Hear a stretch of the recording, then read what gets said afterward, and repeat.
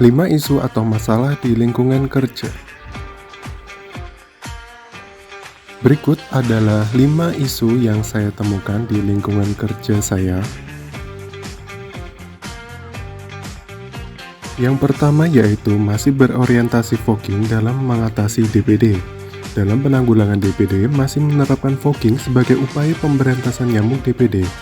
Fogging yang berlebihan dapat memicu berbagai masalah, baik dari kesehatan maupun lingkungan. Asap yang dikeluarkan saat fogging mempunyai campuran racun insektisida yang bisa memiliki dampak jangka panjang. Pada nyamuk, bisa menyebabkan resistensi atau kekebalan terhadap obat. 2. Belum adanya pengujian resistensi insektisida terhadap nyamuk pembawa demam berdarah. Pengujian resistensi insektisida terhadap nyamuk sangat berguna untuk menentukan tindakan penanganan pencegahan penyakit DPD.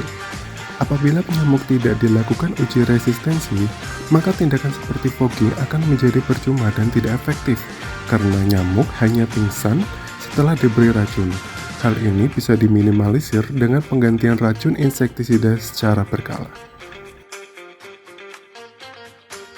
3. Pelaporan pemantauan jentik nyamuk sebelum dan setelah fogging masih belum optimal.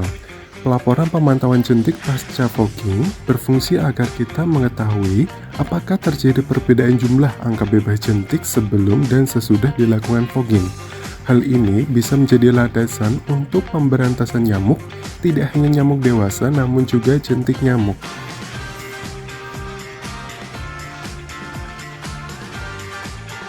Yang keempat, sistem pelaporan penyelidikan epidemiologi penyakit tular vektor dan zoonosis dari puskesmas ke dinas kesehatan masih belum maksimal.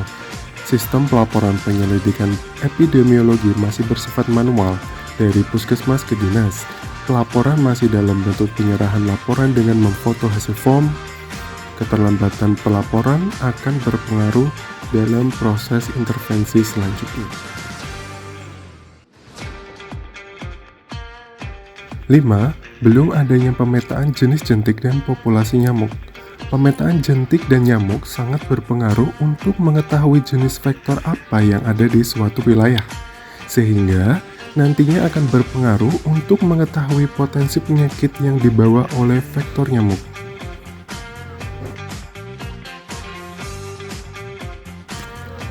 Setelah dilakukan analisis masalah dengan teknik USG atau Urgency, Seriousness, dan Growth, dapat disimpulkan bahwa prioritas masalah yaitu sistem pelaporan penyelidikan epidemiologi penyakit tular vektor dan zoonosis dari puskesmas ke dinas masih belum maksimal. Analisis faktor penyebab isu atau masalah yang saya gunakan yaitu dengan metode Fishbone. Didapat faktor-faktor penyebabnya antara lain dari faktor man, yaitu dari kedisiplinan petugas itu sendiri, kemudian dari faktor atau metode, yaitu pelaporan yang tidak 1x24 jam, kemudian faktornya yaitu pelaporan hanya sebatas mengirimkan foto ke dinas. Kemudian faktor penyebab dari material itu sendiri yaitu dari form PE atau penyelidikan epidemiologi yang masih kurang lengkap. Kemudian yang terakhir dari sisi faktor milieu atau lingkungan yaitu belum adanya penerapan sanksi keterlambatan pelaporan.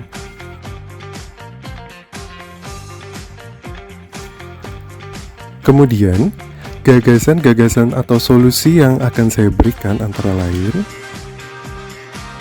yang pertama yaitu pembuatan SOP mekanisme pelaporan. Hal ini bertujuan agar alur pelaporan menjadi jelas dari apa yang harus disiapkan dan bagaimana cara pengiriman laporan. Yang kedua yaitu penyempurnaan form penyelidikan epidemiologi.